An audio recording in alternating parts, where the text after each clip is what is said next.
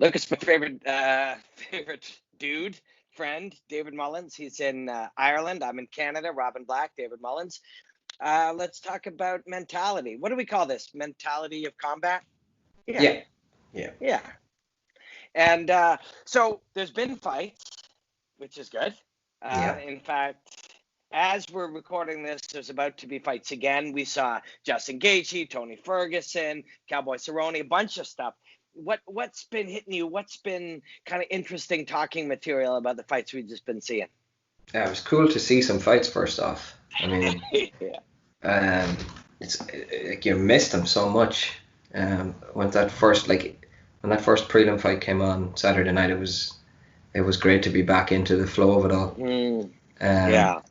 So there's been really cool stuff. I mean, it's obviously a unique situation for everyone, but there's been some fucking awesome fights as well, though.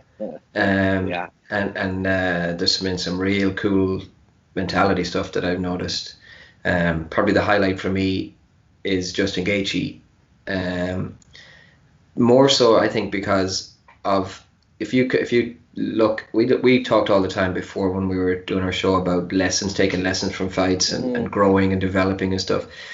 To me, and you can add more technically and stuff, but to me, if I watch Gaethje against like Eddie Alvarez or Poirier or even Michael Johnson and other fights that he won, but those two especially that he lost, the thing that's different now is all mental for me. His mindset's different. I said it round one when I was watching it, like he's much more calm, much more controlled here. Even round one where like it hadn't got crazy yet, you could just sense that he was much more kind of under control and it was a conscious effort on his part, something he'd worked on. And to me, that's the big difference now compared to then is the adjustments he's made to me are all mental based. Obviously some technical stuff, but to me, mostly the big thing is his mindset's different now. I think in a lot of cases, because we don't necessarily know what we're looking for, but we feel the need to kind of find something to talk about. We will talk about technical things, but they are very, very small differences at a level of a Justin Gaethje who's been training his entire life, programming his body and to work a certain way. Whether he uses jabs a little more or he blocks low kicks a little bit more is less important than what his brain is doing to make him capable of those things. I agree. It was really interesting. We use a lot of words when we see it. Like we feel something's up, so we'll say he fought more mature or he fought more patient, but what's really going on? What was the process of change to take place to be capable of these different performances? Yeah, because you can't just do that. Like you can't just say, right, I'm going to be more under control next time, right? That's it. Like that's been drilled, that's been worked on, that's been something that, like, I've had guys like that in the past, and a lot of credit goes to the coach and the coaching team, but a lot of credit goes to Justin himself for making those adjustments and putting things together. So it would have been a lot of work in sparring, working on that stuff. Like you can't just switch it on fight night, you have to simulate what you're going to do. So making those adjustments, though he talks to himself, has to be a little bit different. He has to almost fight his own instincts a little bit, because his instinct is to just go full into the fire, and if he comes out the other side, he comes out the other side. If he doesn't, he's entertained people, so he's winning either way. That's his gut instinct. But like he recognized that, okay, that's going to get me so far, but he wants to get to the top. So the adjustments then, it's a lot of work to change that instinct, and you could see him getting away from it a little bit at times, and then Trevor Whitman has a talk with him and gets him back and reminds him, right, you used to do this before, it doesn't work, let's get back, and tell him to take 20% off his shots, and tell him to not have so much fun in there, which is a crazy kind of way of saying it, but it really hit home. And you could see like you can see in between rounds, okay, yeah, you're right. I need to get back to that thing. I'm letting my instinct take over. I need to get back into conscious me, who's in control here, who's steering the vehicle. It's not on autopilot. So that's a lot of work. It's a lot of preparation mentally to like first it's the recognition. All right, I do need to change something. I can be one of those legendary fighters that was like Arturo Gatti or Leonard Garcia or one of those guys who he's going to be in a war and all this kind of stuff, but they don't tend to make it to the top. And Justin wants to be the champion of the world. He wants to be like, he's talking now about beating Khabib, beating Conor, and going down as, you know, an all-time legend.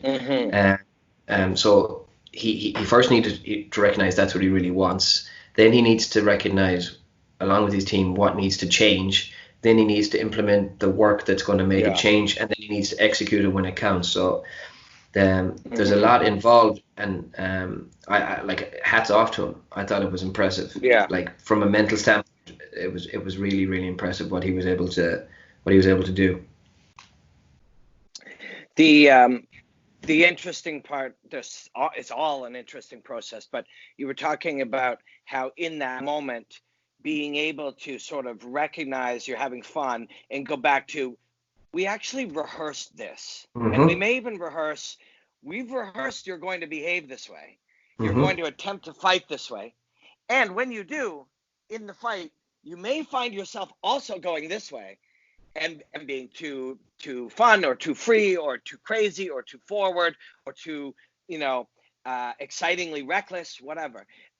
When that happens, we're going to have this little chat and we're going to reset you. Like, we'll even have rehearsed the failure to rehearse and the failure to execute, and we'll have rehearsed all of these possibilities. Yeah, that could happen. I don't know, because I've never actually even spoken to Justin, but I'd imagine that could happen, and he would have visualized as well different scenarios where, like, I imagine, but he would have visualized certain scenarios where he would have done the usual old Justin stuff, and instead he's like, oh no, hang on, that's not what I'm doing right now. When I see him hurt, I'm not going to rush in for the kill. I'm going to consciously control myself and look to keep doing what I'm doing, because he had Tony hurt several times, and he never did that thing where he used to do, where he rushed in crazily and went for the finish. The finish came, but he didn't look for the finish as such when he got Tony hurt. And it's a work in progress. So he's going to be better at this now next time out. You know what I mean? Like, because one, he's seen results, so he knows it works. And I think it's fair to say it's not just this fight. This is the best example of it. But he's been doing this before, but we just never got to see it really, because he wasn't really in a fight like this since the Poirier fight. So he would have been working on it anyways. This was the best example now, because it was Tony Ferguson, so it was always going to be that kind of way. But he's going to be better at it in the next time around, as long as he keeps putting the work in with it. And yeah, it's that was the big standout to me of the two cards we've seen so far. That was there's other stuff as well, but that was the big standout.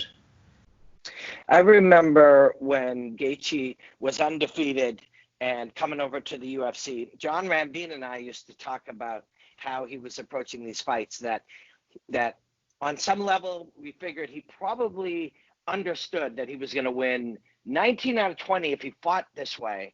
But it had to accept the idea that when he lost, he was going to lose by knockout in just as spectacular a way as he was winning. And then later we saw him come to the UFC, and he actually said exactly that. He would be like, this is what I do. I've accepted that when I lose, I'm going to go down in flames and so forth. And it was almost like what you're saying is, at the top level with the top guys, that accepting of that way to go, I was going to fight this way. Yeah, sometimes I'll lose, but when I win, it's spectacular. When I lose, it's spectacular. And that's who I am. That wasn't going to be enough to be the champion of the world and to be an all-time. That was enough to get him there. But what got him there was not going to be the same thing to get him to the very top. So change had to happen. Yep, exactly. And it's that's It took defeat, I guess, to really to get that lesson out. But he had a choice to make at that point in his career, where he's after suffering 2 big defeats, but he's still getting that thing where who doesn't want to see Justin Gaethje fight? So he's always going to get that. He gets bonuses for both of those defeats, and he could just become that. And I guess he still is that bonus guy. He's just going to show up. You're going to get a fight of the night style thing, but he had to be honest with himself and think, I'm better than that. I can achieve more than that. I can actually be the best in the division, arguably the best division that there's ever been. I can be the best of that group of guys. So if I'm honest about that, and that's what I really want, then okay, I'm going to have to make some changes, some adjustments, and then him and his team have really done that, and done that really, really impressively, I think. I hope it's him against Khabib next. That's an incredible fight. It really is. Changes have to be made. Changes were successfully made, and more will have to be made in the future. But that is, yeah, you're right. That was really, really brilliant, Justin Gaethje. It really was. What else have we been looking at? Was there something about the Anthony Smith and Glover fight that jumped out at you? I mean, there was some dark sides to it. Yeah, I mean I was thinking about it, like everyone's blaming the corner and stuff, but to me a lot of it is cultural. Like in the culture of MMA, there is no towel to throw in. You know what I mean? Like even you see a big fight like Wilder and Fury, like the biggest boxing fight there's been for like 20 years or whatever, and it results in the towel being thrown in. But that isn't there in MMA. Like I don't think cornermen even have towels to throw in at all. So it's not part of the culture. Nick Diaz threw one in when his brother Nate kicked in the head. Like there's a towel every 10 years that is actually seen. And if you have a towel that you have for your fighter, you've never thought of it as a tool for stopping fights. It's never become a tool. It's just not part of the culture the way it is in boxing. Like usually it's the fights in, and we get trained like this, and trainers and coaches get trained like this, where the fight ends when the guy submits or is knocked unconscious or the ref steps in to stop the fight.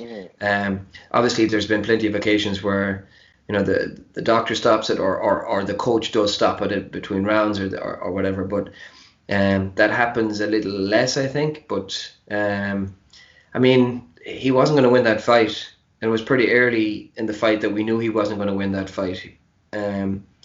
Glover was able to take Smith's best stuff, and he just kind of kept coming. He kept coming at him, and then the fight changed. And it just was, it was just going downhill from there. And I'd rather see an early stoppage than a late stoppage every time. Even the Cruz Cejudo fight, I thought that was a good stoppage in my opinion.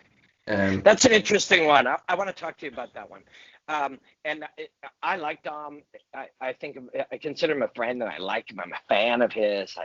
And when I speak to him over the last couple of years, it's amazing how thoughtful and philosophical he is, and how he would talk about the things beyond his control. This has been a theme anytime I've spoken with him. He's like, I don't care what people think. I can't control other people. All I can control. Like, he's very much speaking in a very, developed way. And then when the fight was lost, I'm surprised he's actually not processed. And I understand it, and certainly not judging it. I've been there with failures, and I think most people have, where we now don't come to grips with, well, that happened, therefore there's something beyond our control. He's actually trying to still hold on to it, but it's gone. That fight is gone, and that fight is done. Mm-hmm. If he was your fighter, or you were working with a fighter that you knew really well that still was there, what do you do with that? I mean, it's tough in the heat of the moment. The emotions are so raw, and he worked so hard to get back to a fight, never mind a world title fight. And in his head, he thought he was on his way back up.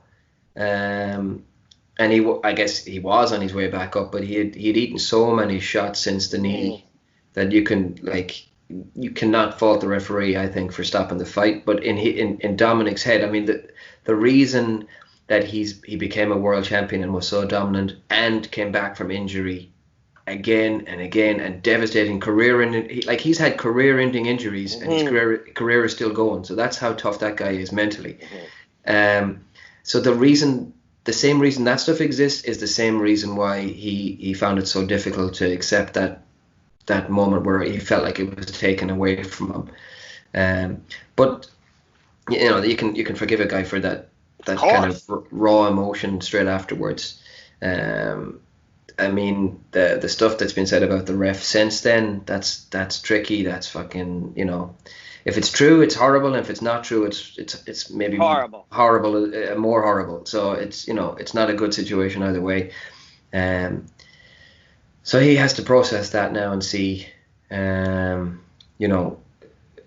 see what's next and all that kind of stuff. But like the way he handled the defeat to Garbrandt. Cody, yeah, the first time, like that like where he got completely outskilled that night. Yeah. He handled it so well, and I guess it was a bit more definitive in his head that he lost. This time there was still some fight left in him, and it was kind of taken away. So that was where it's tough for someone like him. But we can't be surprised that someone like an ultra competitor like him has that reaction. Yeah, it's interesting. You just said there was still some fight left in him.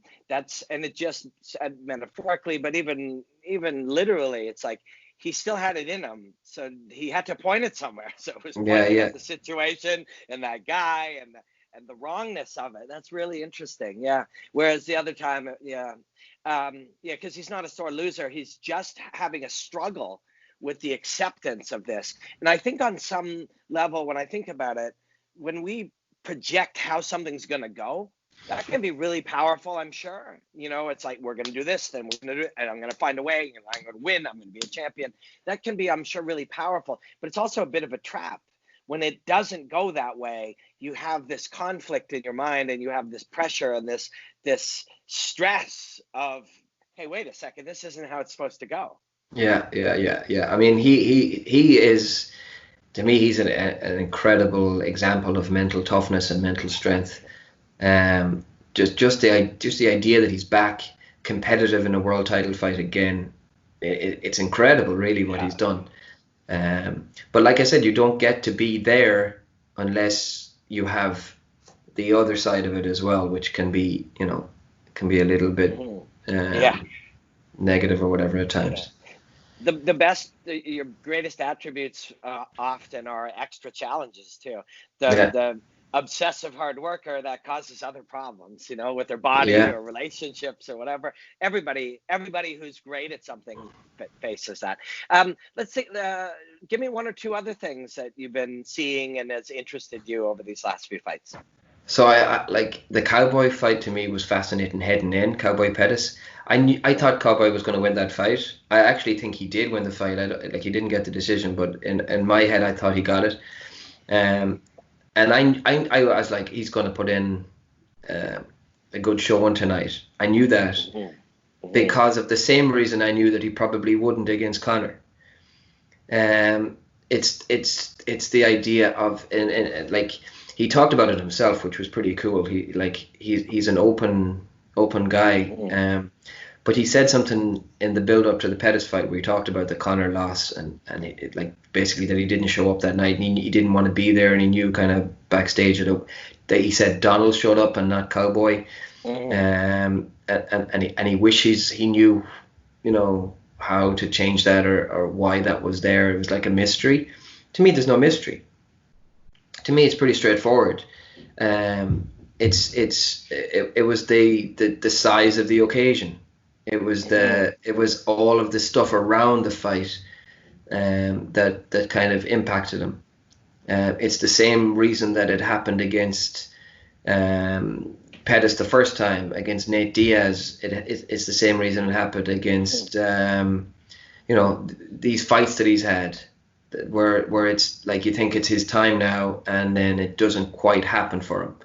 And I think it's just so much of it is around the size of the event and what he's built it up to be in his head, and who it is he's facing, and maybe who he's built them up to be, and all this kind of stuff.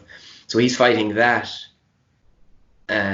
instead of just going in and performing. So against Pettis in the rematch, it was different. I knew it was going to be different. There was no pressure. And I knew it was going to be a different kind of a thing for him. So, I mean, I just wish, I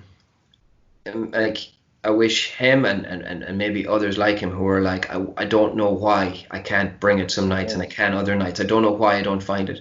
I wish that was seen as, as something to work on, instead of a mystery that might show up or might not show up. Yeah, so that's just the beginning. But if we do start there, if instead of saying, I don't know why I don't show up, you say, I do know why I don't show up. Clearly, it's the pressure gets to me.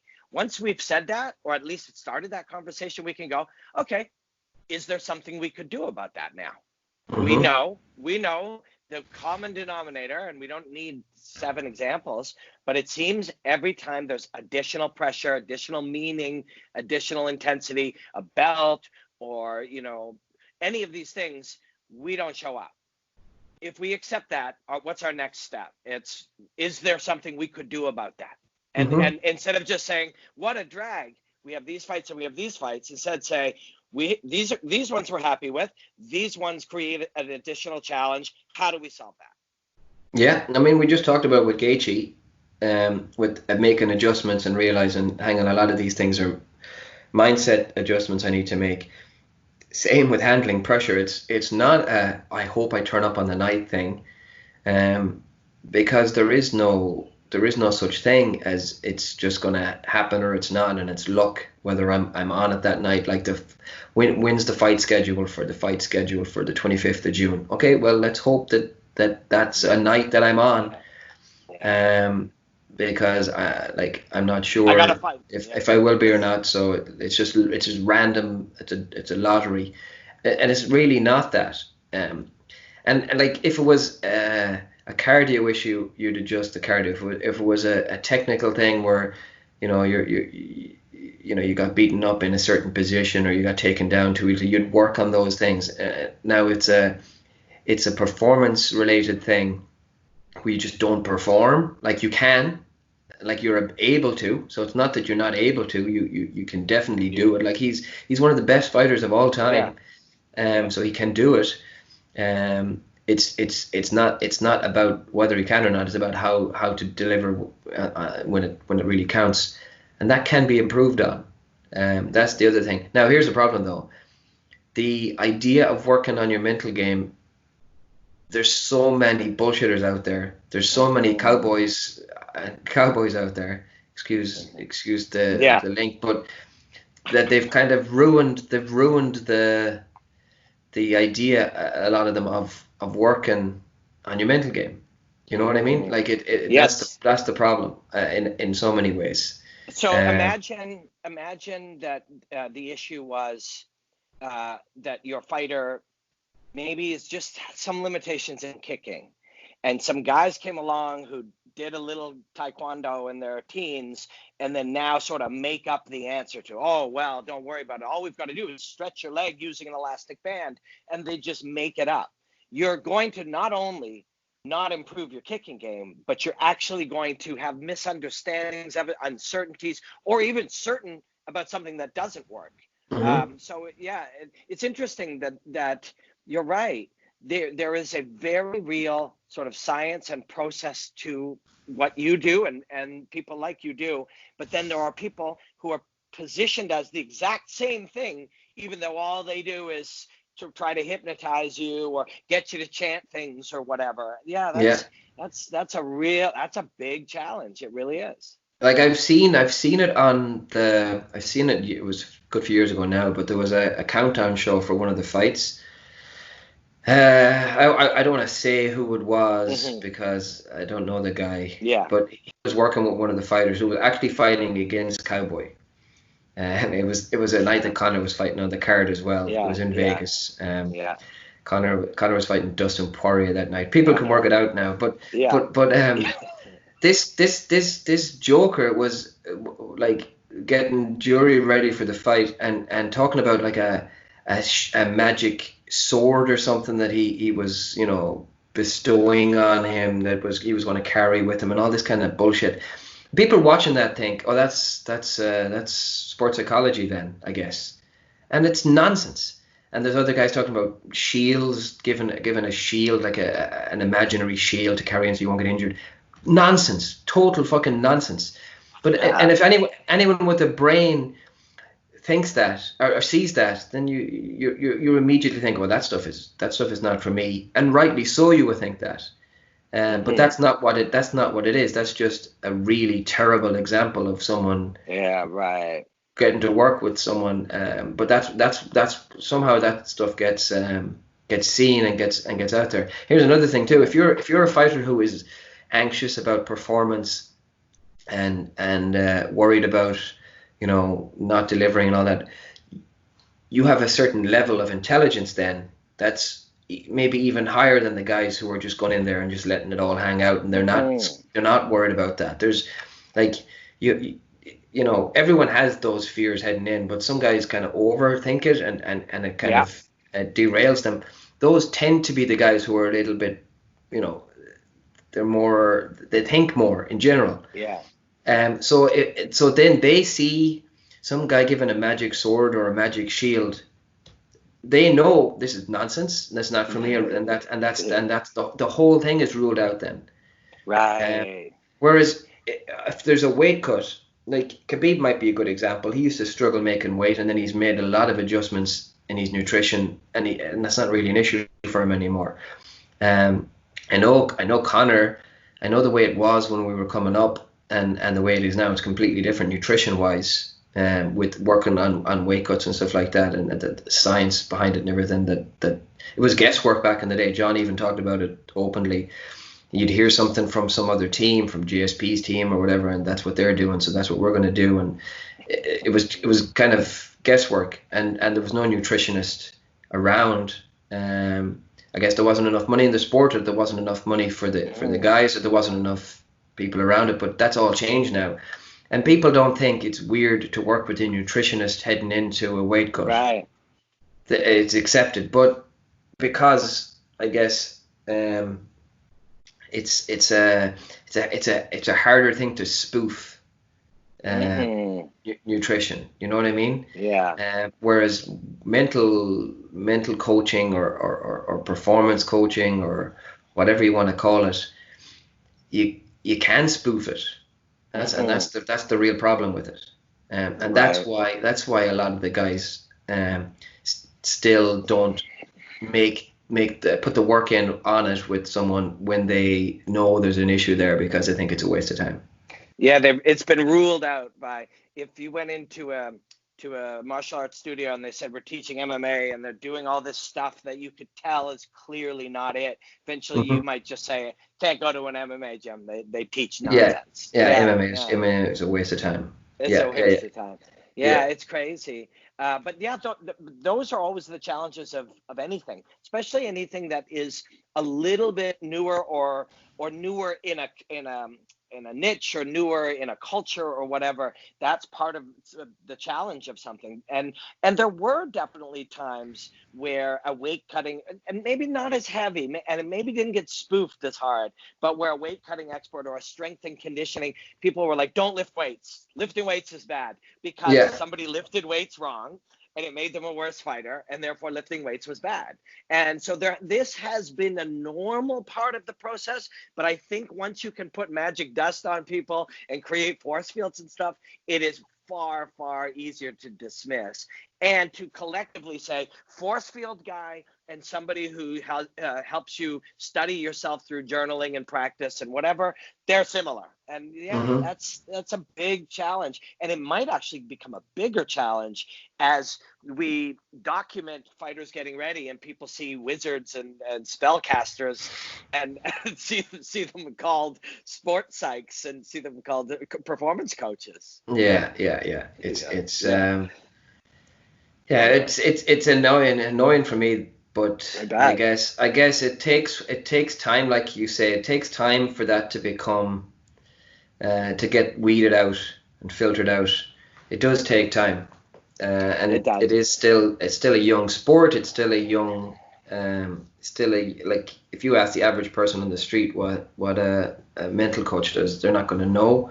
If you ask them what a nutritionist or a strength and conditioning coach does, they're going to have a good idea, and maybe they wouldn't have had that good idea years ago. So maybe it's just a matter of time, but it's good to point these things out, though, I think, because if people don't know and they think that it's all the same thing, or because they don't, a lot of people as well are secretive of what they're doing, which again doesn't make too much sense to me. So it's like there is no magic, so it is just still work. So hopefully that get like the notion of it, what it is, changes over time. It will, but it'll be gradual, and there'll be bumps in the road.